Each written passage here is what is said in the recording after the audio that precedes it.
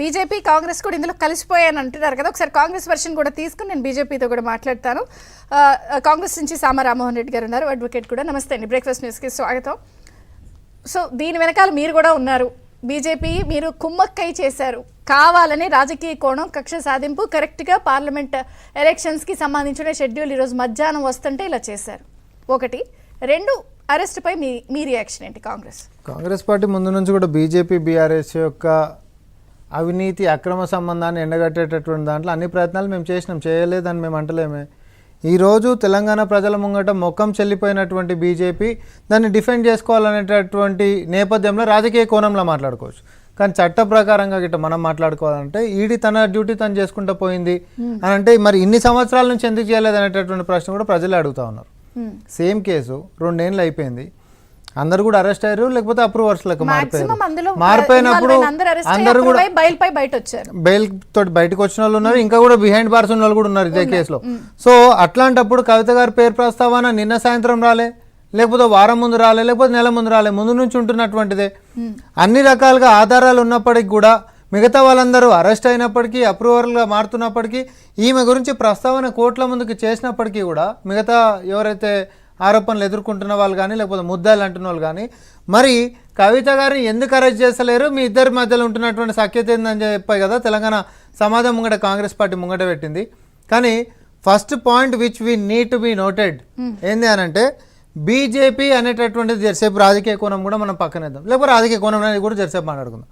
BJP అనేటటువంటి ఢిల్లీలో ఉంటున్నటువంటి ఆమ్ ఆద్మీ పార్టీని టార్గెట్ చేసుకొని కేసులు పెట్టినటువంటి నేపథ్యంలో యాక్సిడెంటల్గా అక్యూజ్డ్ అయ్యి వచ్చినటువంటి కవిత గారి గురించి మనం ఇదంతా మాట్లాడుకుంటున్నాం. This is not a case where BJP అనేటటువంటిది బీఆర్ఎస్ మీద కానీ, లేకపోతే కల్వకుంట్ల కుటుంబం మీద కదిలింది యాక్సిడెంటల్ గా వచ్చినటువంటి అదే తప్ప నిజంగానే బీఆర్ఎస్ పార్టీ మీదనో, లేకపోతే అవినీతి చిట్టా మా దగ్గర ఉందని చెప్పినటువంటి ప్రధానమంత్రి గారు, లేకపోతే కాళేశ్వరం ఏటీఎం అయిందని చెప్పినటువంటి ప్రధానమంత్రి గారు, లేకపోతే కల్వకుంట్ల కుటుంబం దగ్గర దేశ రాజకీయాలకి స్పాన్సర్ చేసేటటువంటి అవినీతి సొమ్ముందని చెప్పినటువంటి ప్రధానమంత్రి గారు ఇవి వేటి మీద చర్యలు తీసుకోలే.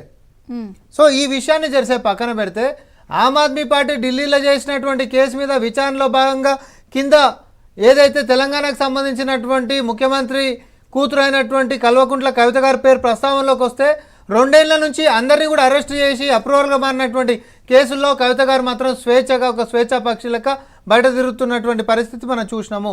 కానీ ఈరోజు అసెంబ్లీ ఎన్నికల కంటే ముంగటనేమో వీళ్ళ దోస్తాంతో పెద్ద సర్కస్ చేసిండ్రు. ఏంటంటే అరెస్ట్ చేస్తున్నట్టు ఆమెను అక్కడ పిలిపించి ఫోన్లు చూపించి ఇదంతా. కానీ లోక్సభ ఎన్నికల వరకు ఎందుకంటే గట్టిగా కూడా కరుగాల్చి వాత పెట్టినటువంటి పరిస్థితి, వీళ్ళిద్దరి మధ్యలో ఉంటున్నటువంటి సత్సంబంధాలు బయట పడ్డాయి. కాబట్టి ఇప్పుడు కూడా అరెస్ట్ చేయకపోతే లోక్సభలో కూడా సేమ్ అట్లాంటి దెబ్బనే పడుతుంది. కాబట్టి ఇప్పటికైనా మనం అరెస్ట్ చేయాలి, ఎందుకంటే మిగతా కేసు మొత్తం కూడా ఎస్టాబ్లిష్ అయింది. జైళ్ళలో మగ్గుతున్నటువంటి పరిస్థితులు, లేకపోతే బెయిళ్లతో బయట తిరుగుతున్నటువంటి పరిస్థితిలో ఇంకా కాపాడితే మీరు మేము ఇద్దరం కలిసి కూడా కొట్టుకపోతాం లోక్సభలో. కాంగ్రెస్ పార్టీని ఖచ్చితంగా వీక్ చేయాలి అని అంటే కాంగ్రెస్ పార్టీ గట్టిగా బయటికి ప్రజల్లోకి తీసుకొని వచ్చినటువంటి దాన్ని కొంచెమన్నా నిర్వీర్యం చేసేటటువంటి ప్రయత్నంలో భాగంగా ఈరోజు కవిత గారిని అరెస్ట్ చేసిండ్రు. ఇది నేను రాజకీయ కోణంలోనే నేను మాట్లాడుతున్నా. అయితే ఒక్కటి, మీరు కూడా అడ్వకేటే కదా, పెట్టిన ఎలిగేషన్స్ కానీ ఆ సెక్షన్స్ కానీ వాటితో పాటు నిన్న కేటీఆర్ గారు అసలు ట్రాన్సిట్ వారెంట్ లేకుండా ఎలా అరెస్ట్ చేయకూడదా? నేను ఒకటి చెప్తా, ఏ పర్మిషన్స్ లేకుండా ఏ అథారిటీ అనేటటువంటి ముందే రాదు. ఒకవేళ గిట్ట అట్లా వచ్చిరు అనుకో నిలబడదుగా, నిలబడదు కదా. అట్లాంటిది ఏం లేకుండా జాగ్రత్త లేకుండా వస్తారనేటటువంటిది కాదు. వాళ్ళు చెప్పినట్టుగా సుప్రీంకోర్టులో అండర్టేకింగ్ ఆల్రెడీ ఇచ్చారు, అండర్టేకింగ్ని వాయిలేట్ చేసుకుంటా మరి కాంట్రరీగా వాళ్ళు ఇక్కడికి వచ్చి అవన్నీ ఏమని